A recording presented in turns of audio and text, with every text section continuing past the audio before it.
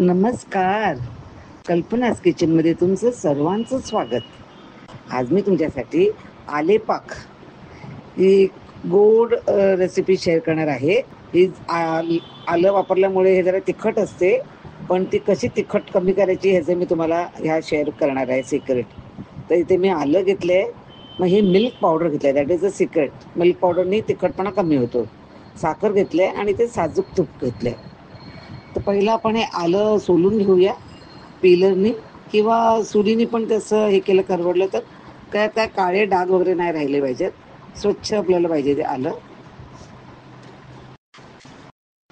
आणि त्याचं आपल्याला चांगली पेस्ट करायचं आहे, म्हणून त्याचे आपल्याला तुकडे करायला लागतात. तर मिक्सरमध्ये पण ते छोटे छोटे पीसेस राहतात, ते राहिले नाही पाहिजेत. हां, तर इथे मी पहिला सगळं आलं मी बारीक तुकडे करून घेते. आता मिक्सरमध्ये मी साखर घेते, पहिला ती बारीक करून घेते.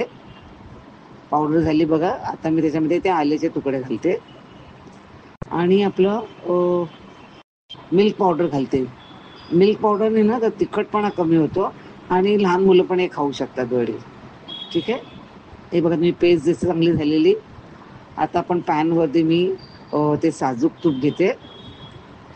हे छान पेस्ट झालं आणि ही साले आहेत ना ती टाकत नाही आल्याची, मी ती चहामध्ये माझ्या वापरेल.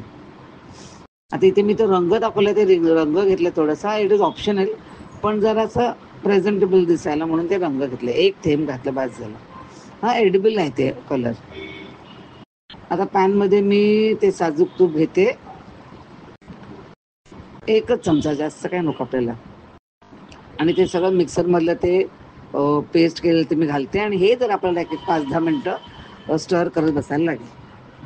आम्ही ना लहान असताना आमच्या दारामध्ये आम्ही मेन रोडवर राहायचे, तर तिकडे एक माणूस यायचा, आठवड्यातून एकदा तरी यायचा तो, आणि ताटामध्ये त्याच्या ते आलेपाक असे छान रचलेले असायचे आणि तो ओरडत बसायचा, आले पाक, की आम्ही धावत जायचे की आम्हाला पाहिजे, आम्हाला पाहिजे आलेपाक.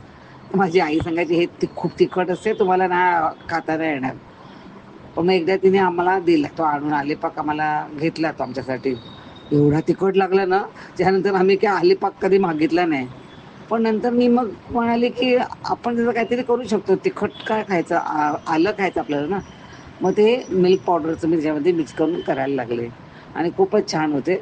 आता इथे मी ट्रेमध्ये एक जरासं तूप लावले आणि ते आता पटकन करायचं, कारण साखर असल्यामुळे ना ते सुकते लगेच. तशा मी त्या पहिल्या सुरीने हेच करून ठेवल्या होत्या आणि आता बघा आलेपाक आपला तयार आहे. तर आजची रेसिपी आवडली असेल तर लाईक, शेअर आणि सबस्क्राईबचं बटन प्रेस करायला विसरू नका. व्हिडिओ पाहिल्यावर